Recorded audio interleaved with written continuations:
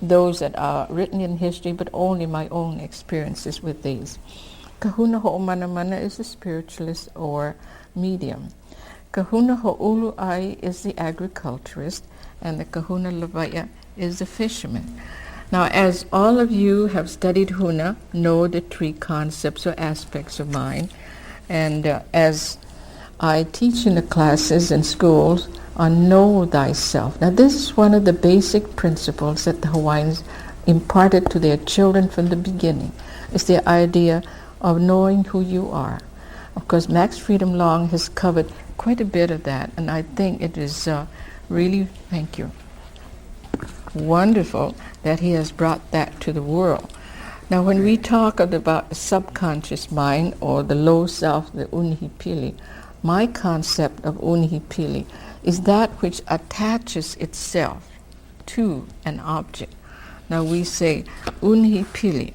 The U means to grunt, and Nihi means to creep steadily around, and Pili means to attach itself.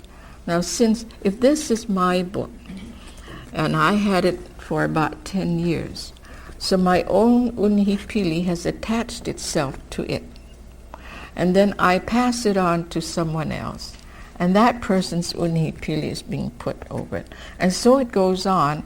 The people who touch, the people who own or handle the object. So we find a great deal of problems in those who are collectors of artifacts. And this would kind of make you think twice about collecting antiques and artifacts. So it kind of gives you an idea how the Unihipili works. It attaches itself. Even after death, even 1,000,000 years, the attachment of the individuals on that object is still there. In time, sometimes they do lessen in their intensity, however, it is still there.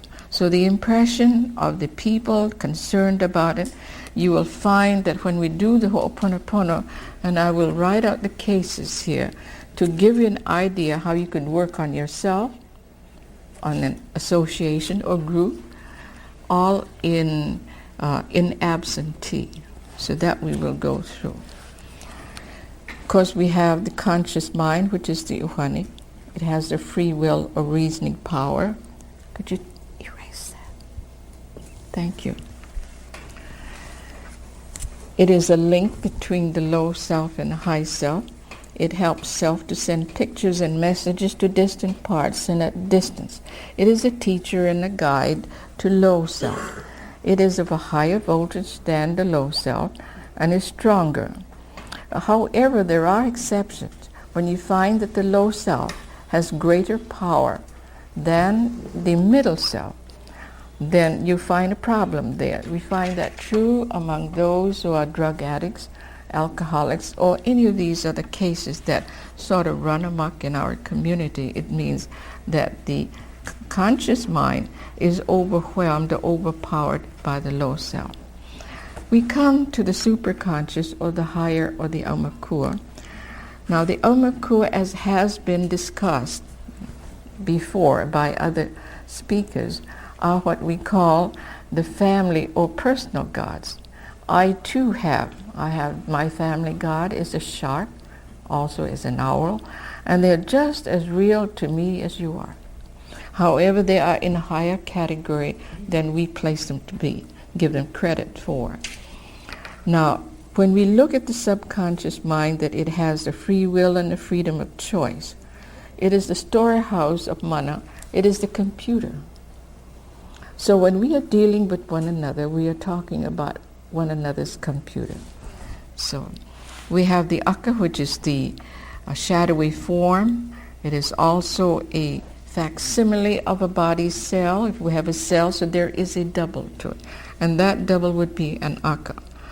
A lot of discussion had been brought about mana, which is power. There are many facets of mana. Mana through thought form, mana through invocation, mana through many, many ways, but mostly the impregnation and the force of thought. We come to Ha, which is the divine breath or to breathe, then the prayer and meditation. We do have a special type of breathing process We have the Indian processes, the Zen processes, but the one that I normally use is the processes, which means you're to inhale the cosmic energy on 7 counts to energize every cell, tissue, blood vessel, muscle, bone, and atom of the whole body. You hold the breath on 7 counts to allow the body to rest momentarily, thereby slowing down the metabolism, the body chemistry, and to regenerate the cells, and above all, to prevent the system while making the exchange of 2 inhalation and exhalation.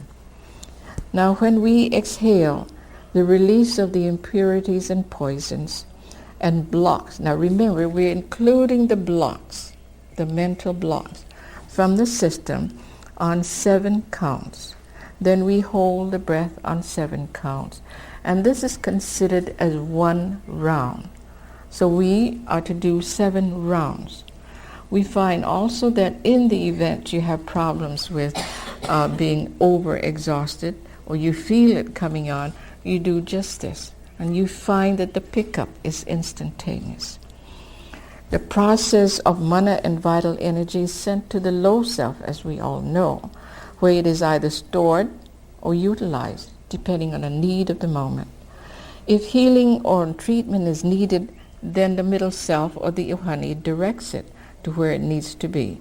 And so the low self picks up the ingredients, the colors, the feelings, and forces that are needed for that particular healing. Is the result.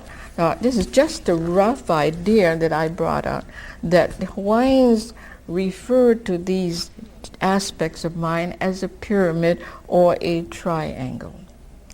The lower portion would signify the low self. The next one would be the middle self, or the conscious mind. And the top is your Aumakua, or higher self. So,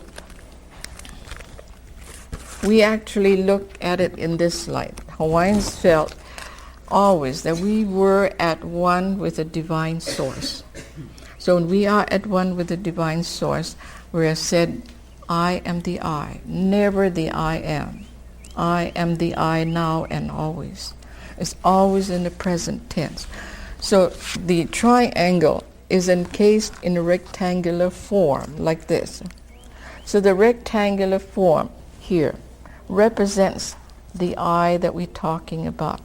So the low self here is a part, or our computer is here. The next portion here is our conscious mind. And this portion here is the high self, or the Aumakua. So when this is what we refer to as the Makua, or the father aspect of us. This is the mother aspect of us. And this is the child, or the other portion. This is the low self. Father, mother, and son. This is why our prayer of Father, Mother, Son as one calls our attention that we are always at one with the Father, unless the low self is so out of line and imbalanced that it becomes larger in this area, so it overcomes the conscious. But otherwise, when you're balanced, this is the way you look. Now we have a prayer for someone, supposing we were. So the conscious mind sends the message down to the low. And the low self gets all the ingredients together, reconditions the molecules and metabolism. So what it does, it goes up here and joins forces with the conscious, and together up here and out into the cosmos. And then we turn around, and this is the inflow of the energy into this rectangle. So when it does that, it gets down to here, it fills out the space here, and this is when complete healing is taking place. That means the divinity of the person is made manifest through the energy brought in from the cosmos.